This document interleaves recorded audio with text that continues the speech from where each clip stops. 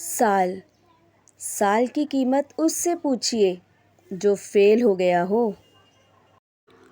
महीना महीने की कीमत उससे पूछिए जिसे पिछले महीने की तनख्वाह ना मिली हो। हफ्ता हफ्ते की कीमत उससे पूछिए जिसने पूरा हफ्ता किसी बीमारी की हालत में किसी अस्पताल में गुजारा हो। दिन दिन की कीमत उस मज़दूर से पूछिए जिसने पूरा दिन काम किया हो और उसे मज़दूरी ना मिली हो।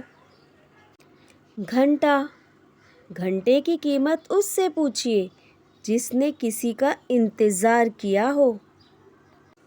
मिनट मिनट की कीमत उससे पूछिए जिसकी अभी अभी ट्रेन छूट गई हो। सेकंड सेकंड की कीमत उससे पूछिए जो किसी हादसे से बाल बाल बचा हो।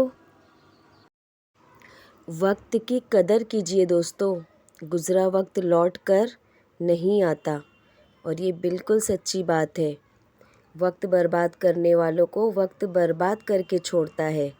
अल्लाह ताला ने आपको वक्त दिया है, उसे गनीमत जानिए और अपने वक्त का सही इस्तेमाल सही वक्त पर कीजिए। Thanks for watching. अल्लाह हाफिज़।